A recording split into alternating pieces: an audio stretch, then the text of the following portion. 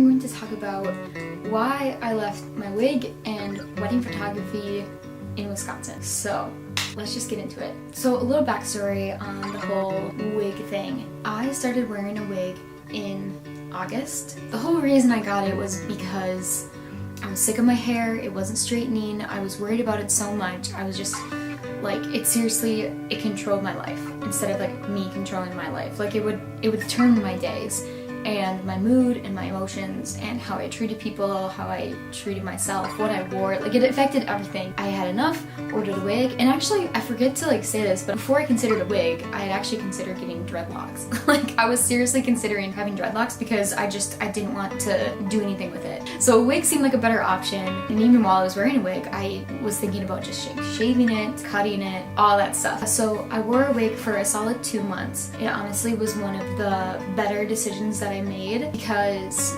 it like did let me live my life, and it helped me focus on parts of me that I had just not even thought about because I was so focused on how I looked and what my hair was doing. It especially helped a lot during like the wedding season when I was taking photos of people and like not worry about my crazy hair, and trust me, it was really crazy. It still is crazy. One day in October, I just decided not to wear it. I think it was just at the house, like I just didn't wear it, and I went out in public like for the first time without it. Of course, saw someone I knew, but like it wasn't bad. And then the next day I didn't wear it, and then the next day I didn't wear it. It was partly because like, I mean, my wig was getting gross. It was like I needed to wash it. It was getting tangly. It's not the best quality wig either. So there was that. But then there was also like, I just didn't want to put it on. Like I don't know. It wasn't even really a conscious decision. Can you hear that dog barking outside? Oh my gosh. Anyways, I didn't like go right to, like I wore a hat. Like, so that was kind of the next step, was like, I'm not gonna wear a wig, I'm gonna wear a hat. Actually, like every day I wore a hat mostly. It eased me back into it. I wanted to come to Texas just like me and like all of me, and like to not cover anything, and a good chance to just like face kind of that fear of like what I looked like and what my hair did and all that stuff. Not that like I couldn't have done that in Wisconsin. I totally could have. Like no one really cared what I looked like, but for some reason, like just like the fact that I don't know anyone here, it just felt like a clean slate to just leave the wig, just like be 100% myself here. But that being said, disclaimer side note, please get a wig if you want one. Honestly, it was so good for my hair to like not have any product in it, not be used with heat products, blow dried and like burnt basically. I can definitely tell my hair is healthier now. Actually, when I came to Texas, my sister, like, she trimmed my hair. She taught me how to straighten it the right way because I definitely wasn't doing it the right way before. I bought a way too expensive straightener. It sucks. That's why I can like go without a hat now in Texas, and I feel okay like doing my hair and the way my hair looks. So thankful that I didn't dreadlock it. Thankful that I didn't shave it all off. I think the wig was a good like buffer period for me to still live my life and figure out my hair later, and to just like let things just like be, and to let me just be. So please get a wig if you want one. Like I don't want to be dissing wigs because it seriously saved me, but if you're like mentally just like going crazy because of your hair, get a wig, and honestly no one even notices. So like I'm not completely healed. Obviously, I was at a better place of who I was, like on the inside, that like it felt like the outside didn't matter as much. You know, it still matters. Like I bought like a very expensive straightener so my hair could look like decent. Anyways, the wigs are in Wisconsin, starting new in Texas. Weddings. So weddings I have left behind in Wisconsin because a couple of reasons. First one is I am an introvert and I am very insecure, and to be a wedding photographer you need to be like relatively loud and have a lot of talent and skill, which is like opposite of me. Even if I have like a teaspoon amount of like skill, I like diminish it to like a grain of salt. I'm so insecure about like myself that like and then that makes me not be very loud, and I am like more of a reserved person, so like I'm not commanding people to do things, and I'm not executing my ideas, and I'm not verbalizing what I need. It makes it very difficult on a wedding day when like you only have not very much time. There's a lot of different personalities around. It's the most important moment of many people's lives. It just stressed me out. It wasn't using, I feel like, what my skills are, like what my natural like gifts and what my natural like personality is, like to the best ability. Another way was that I fell into photography, honestly. I've always loved photography, but like I fell afterwards. Like I didn't fall in love with it. I was already in love with it and then I fell. I fell into like the business part of it, like people like wanting photos from me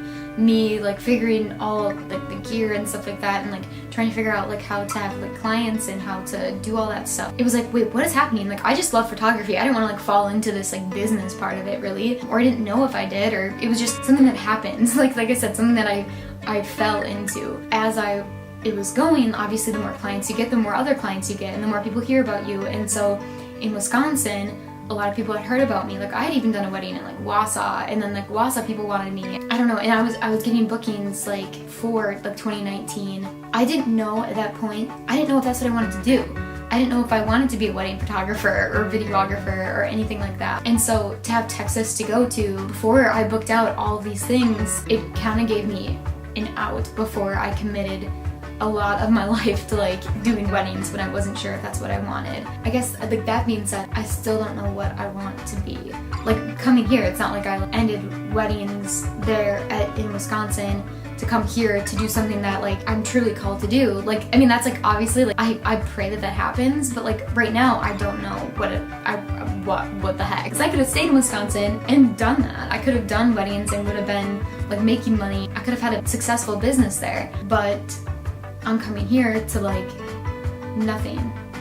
I do feel like I need to try something else, and that's why Texas is so good, because I can try something else here without people asking me about doing their wedding, even though people still are. Yeah, so anyways, where does that put me now?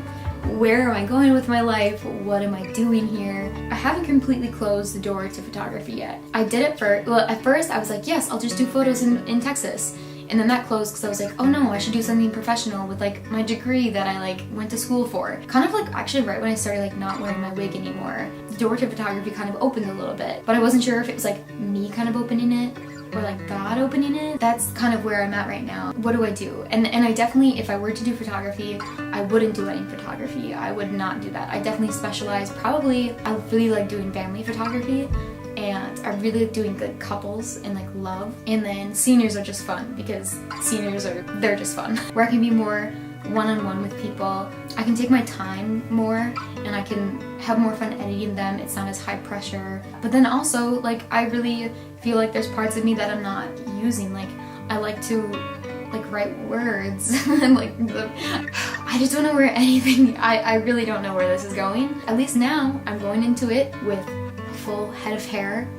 And even though things are kind of crazy inside my head, I feel like I'm ready to try in Texas. Like I'm ready to try something, whether it be photography or whether it be something professional. I'm ready to try. And I have been trying. I've been trying on the side of professionally. I've been like applying to different places. I should apply to more, but I haven't applied to places and I've been looking really hard.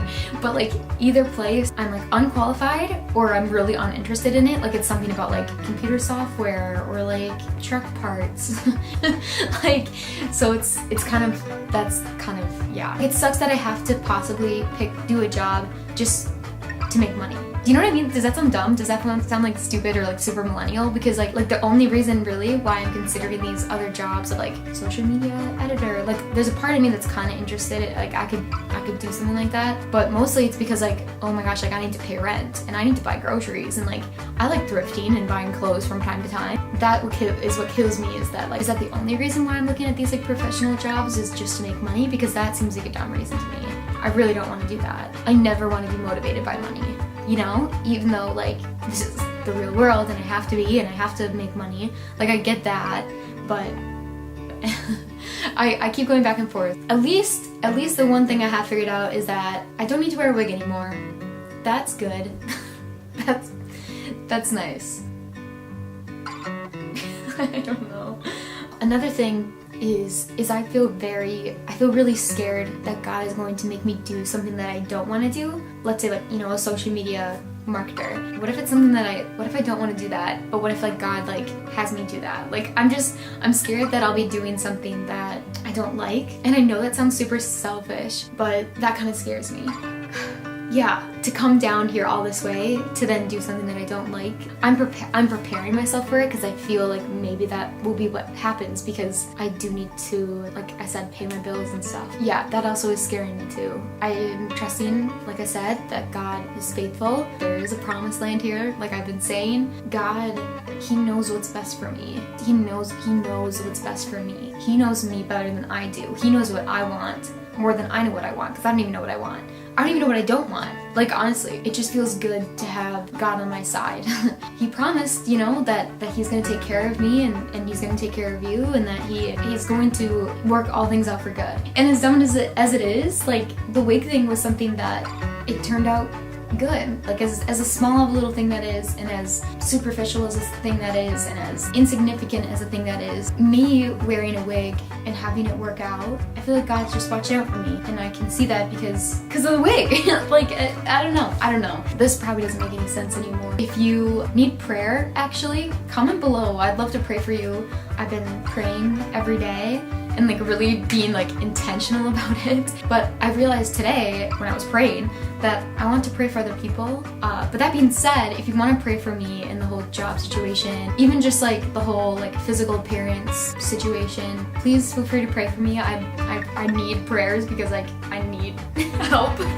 But if you need prayer, I would love to pray for you too. I will be praying for you if you comment. I can promise you that. I'm going to go. I hope you have a great rest of your day, and that you just remember that no matter what you're going through, that God promises that He loves you and that He wants what's best for you too. So, I love you.